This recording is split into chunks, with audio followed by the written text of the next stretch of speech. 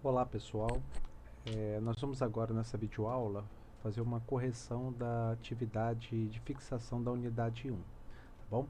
Nós vamos começar então pelo exercício 1, que é classificar os eventos abaixo de uma indústria de refrigerante, classificar em investimento, em custo, despesa ou perda, tá bom? Então vamos lá, 1 a 1. A letra A aqui, utilização de mão de obra no setor de produção. Como é no setor de produção, esse consumo da mão de obra é custo, tá bem? Lembra-se que todo consumo relacionado ao setor de produção a gente classifica como um custo, tá bom?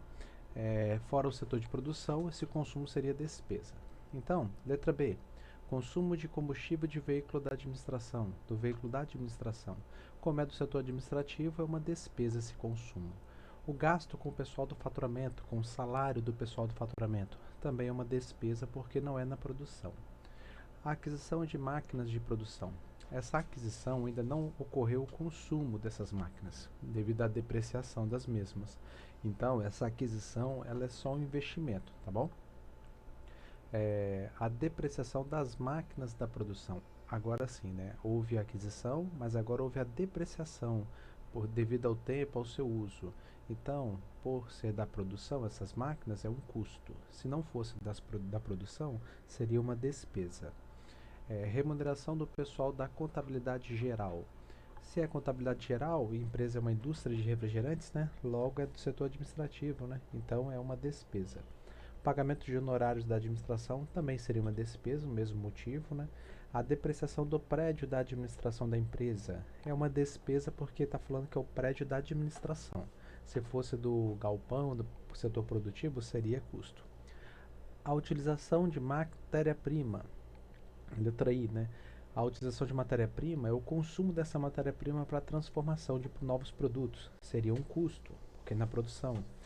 A aquisição de embalagens. Novamente, a aquisição, gente, isso não vai ser custo e nem despesa, porque não tem consumo. No caso aqui seria um investimento, é a compra das embalagens ali, objetivando ali um retorno futuro, né? Uns benefícios futuros. Letra K. Deteriorização do estoque de matéria-prima por enchente. Como a matéria-prima foi perdida ali por uma enchente, foi algo imprevisto e anormal, seria uma perda. A remuneração do tempo do pessoal em greve também é perda, né? Porque ninguém é anormal ou involuntário. A letra M, geração de sucata no processo produtivo. A geração de sucata, no capítulo tem falando isso, seria um custo. Por quê? Porque não é anormal e não é involuntário. Geralmente está no projeto, está descrito no projeto do produto. A letra N, estrago acidental ou imprevisível e imprevisível de lote de material. Aqui é uma perda novamente porque é acidental, né? Imprevisível. O aluguel do galpão industrial. Como é do galpão industrial do setor produtivo, seria um custo esse aluguel. O gasto com propaganda é uma despesa porque está relacionada a marketing, não ao setor produtivo do negócio, né? As comissões proporcionais às vendas, novamente está relacionado às vendas, não é no setor produtivo, é uma despesa. E o reconhecimento de duplicatas como não recebível seria também uma perda, né? O exercício 2. Agora nós vamos classificar os eventos em custo direto fixo, custo direto e variável, ou é custo indireto e fixo, ou custo indireto e variável. Então a letra A, aluguel de uma padaria que produz diversos produtos. O aluguel da padaria, uma padaria é o setor produtivo, então seria um custo. Como ela produz diversos produtos, esse aluguel dentro dessa padaria, então não tem uma medida objetiva, né, para poder mensurar, alocar esse aluguel de padaria aos produtos, seria indireto. E é fixo porque esse aluguel ele não vai variar conforme a produção. Independente da produção, ele se mantém o mesmo. Então é custo indireto fixo. E a depreciação, agora letra B, depreciação da máquina que bate a massa do pão doce de uma padaria, no caso. Custo, porque é uma depreciação de uma máquina de produção. É direto porque está relacionada a somente um produto, que é o pão doce. E é variável porque à medida que aumenta o volume de produção, você acaba acelerando a depreciação da máquina, né, pelo seu uso. Letra C. salário base do supervisor responsável por acompanhar todas as linhas de produção da empresa. Nesse caso, é um custo, né, porque é um supervisor da produção. É indireto, porque ele acompanha todas as linhas de produção. E é fixo, porque não vai variar o salário dele, conforme o volume de produção. Letra D. O salário do pessoal responsável pela manutenção preventiva das máquinas da empresa. É a mesma coisa que de cima, né? É do salário é o salário do pessoal da manutenção da produção, então é um custo. É indireto porque está relacionado a vários produtos, no caso ali todas as máquinas, né? E é fixo porque não vai variar conforme a produção. Ali é a manutenção preventiva, é aquela manutenção, por exemplo, de lubrificação das máquinas, né? Então ela sempre ocorre. A letra E. Matéria-prima utilizada na produção de todos os bolos da padaria. Como aqui está falando que é todos os bolos da padaria, parece que é um custo, mas um custo indireto. Só que neste caso é igual o trigo, né? Você sabe a medida, é uma medida objetiva. Você sabe quanto você vai consumir de matéria-prima por produto. Então ele deixa de ser um custo indireto e passa a ser um custo direto, tá bem? É variável porque ele vai variar conforme o volume de produção. Se produzir mais, vai consumir mais matéria-prima. Letra F. Seguro dos equipamentos da produção. O seguro dos equipamentos da produção é um custo indireto e fixo, porque ele não vai variar conforme a produção. É um custo indireto, porque está relacionado a todos os equipamentos da produção e é custo porque é relacionado à produção, tá bom? Esse aqui normalmente você paga um percentual, esse custo de equipamento é um percentual do valor dos maquinários, pode ser. E a última, letra G, a água consumida no processo produtivo de todos os produtos.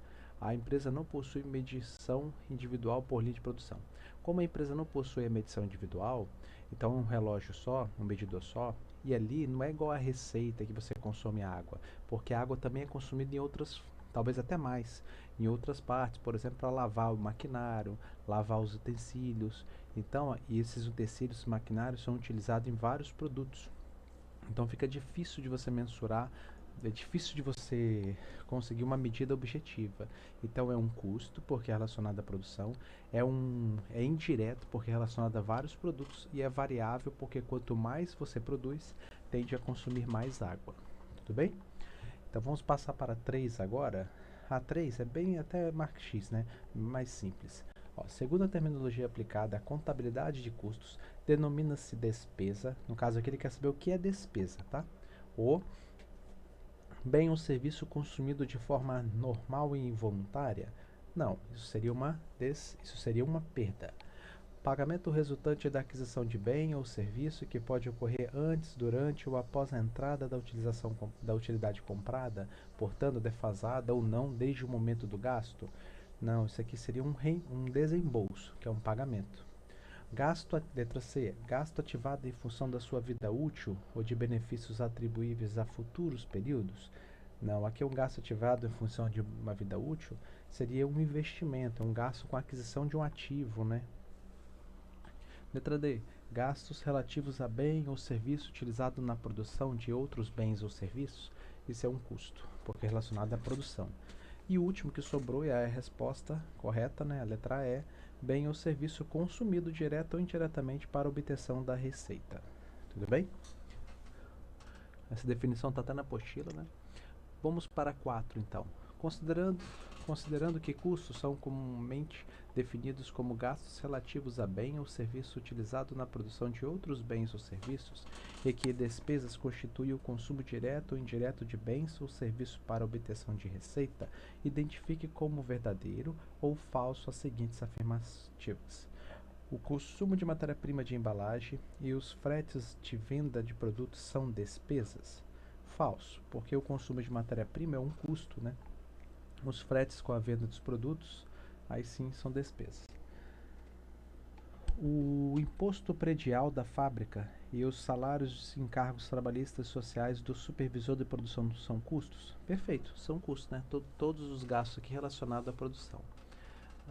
A próxima. Perdas por redução ao valor recuperável de máquinas e equipamentos fabris e ajuste ao valor realizável líquido de estoques de produtos são despesas. Se redução do valor recuperável é o chamado impairment, é a perda do valor do item, né? ele vai perdendo valor de venda. Então você tem que reconhecer isso no seu balanço e reconhece uma perda do valor, porque você não consegue liquidar, vender ele pelo valor que está no balanço. É uma atualização. Então isso não é um custo de produção, isso na verdade é uma perda, você vai classificar ele como uma despesa, tá bem? Ajuste de valor realizável do líquido do estoque, mesma coisa, você está ajustando o estoque, porque ele não tem mais aquele valor. Então seria uma despesa, aí classifica-se como despesa. Variações cambiais de obrigações em moeda estrangeira e frete de compras de insumos são custos. O frete de compras de insumos, se for insumo de produção, né, é custo, porque ele vai ficar embutido no valor do custo da matéria-prima ou dos insumos, no caso ali.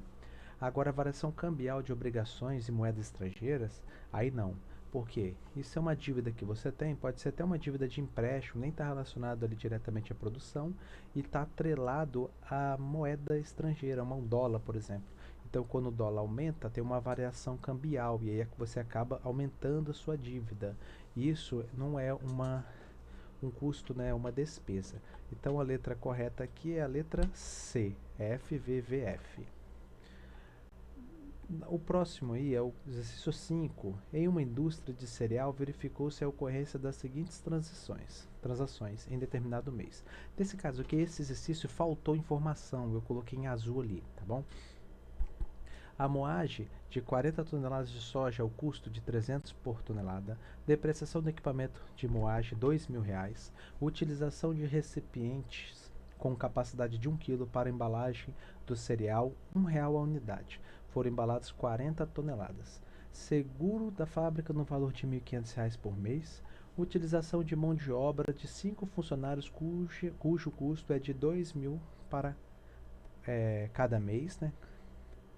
E conta de energia elétrica no valor de R$ 5.000. Pede-se calcular o valor dos custos fixos e custos variáveis do mês. Então vamos lá. Aqui, quais são os custos fixos? Custos fixos, seguro da fábrica é um custo fixo, e a utilização da mão de obra dos 5 funcionários também é fixo, porque o valor já está por mês ali. Então, nós temos o total de custos fixos, 11.500.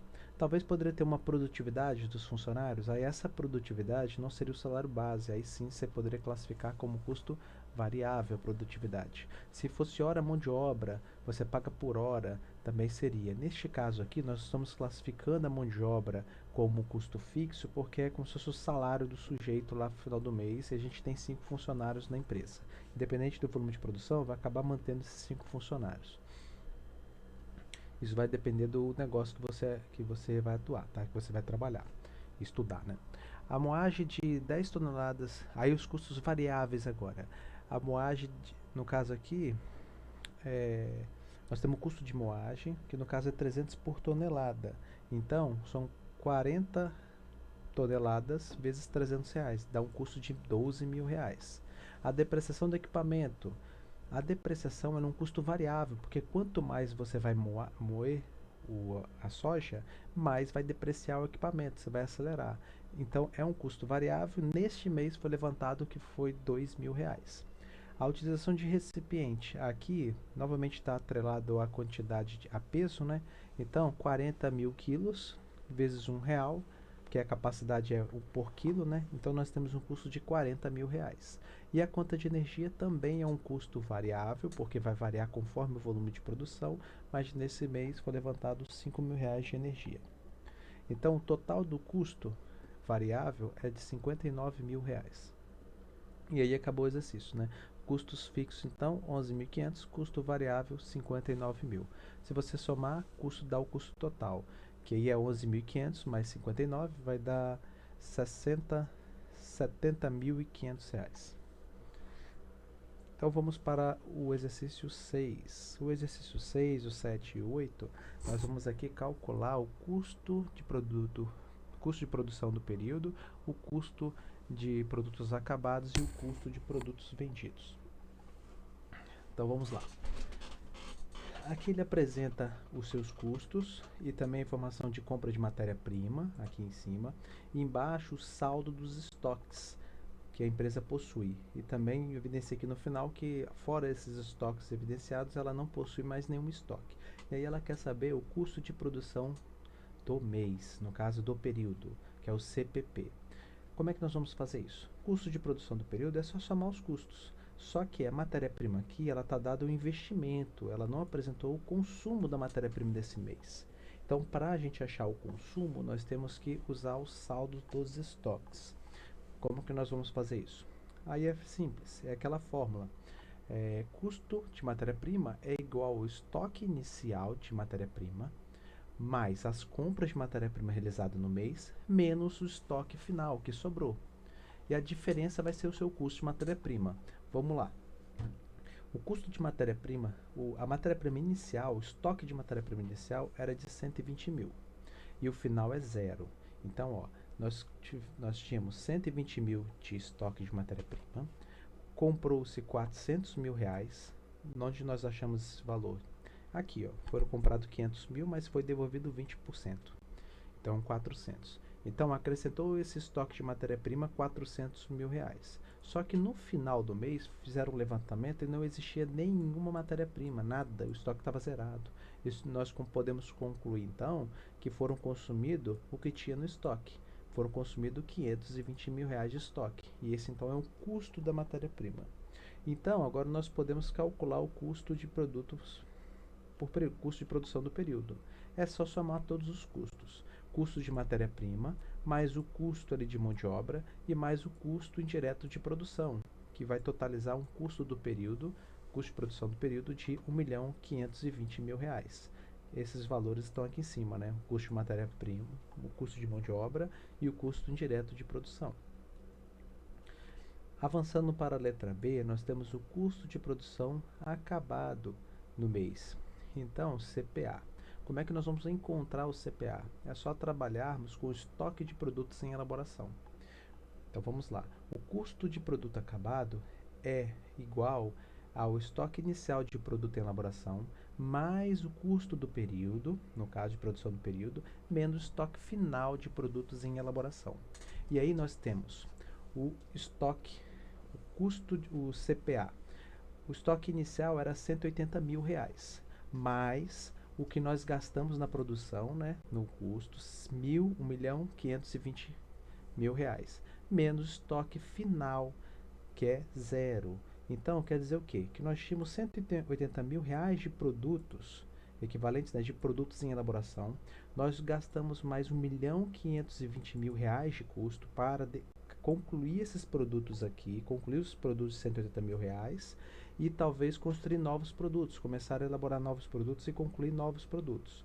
Nesse caso aqui, nós tínhamos 180 mil de produtos em elaboração, despejamos mais 1.520.000 reais de custos, conseguimos concluir toda a produção e não ficou nenhuma em elaboração, ou seja, ficou zerado o estoque em elaboração. Isso quer dizer que o custo de produto acabado, da produção acabada, é de R$ 1.700.000, ok?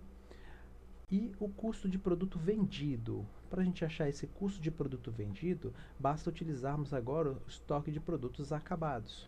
E aí é o CPV que nós vamos calcular.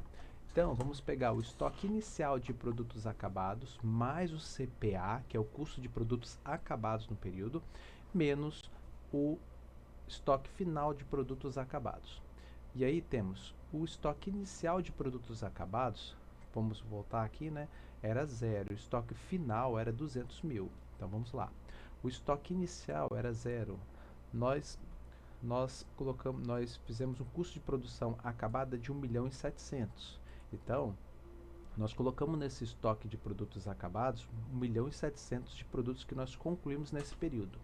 Então era para ter 1.700.000. Só que no final do mês, quando foi fazer o levantamento desse estoque de produtos acabados, foi conferido e observou-se que só havia 200 mil reais de produtos acabados. Logo, que foi consumido, o que saiu do estoque? 1.500.000 de produtos acabados. E isso é, no caso, o CPV, o custo da mercadoria vendida. Ok? Compreenderam?